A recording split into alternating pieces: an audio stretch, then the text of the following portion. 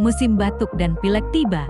Jangan khawatir, kami punya resep minuman herbal ampuh yang kaya nutrisi untuk meredakan gejala Anda. Pertama, jahe segar. Dengan kandungan gingerolnya, jahe adalah antiinflamasi alami yang sangat baik untuk tenggorokan Anda. Selanjutnya, perasan setengah buah lemon. Sumber vitamin C yang kuat ini akan meningkatkan kekebalan tubuh Anda secara alami.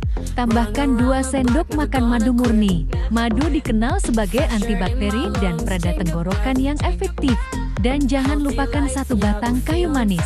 Rempah ini membantu melawan infeksi saluran pernapasan dan memberikan aroma menenangkan. Campurkan semua bahan ini dengan 250 ml air panas. Aduk perlahan hingga semua larut dan aromanya menyebar.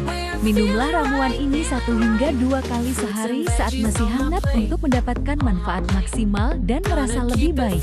Mudah bukan? Rasakan kehangatan dan khasiatnya. Komen di bawah, resep sehat apalagi yang ingin Anda coba selanjutnya?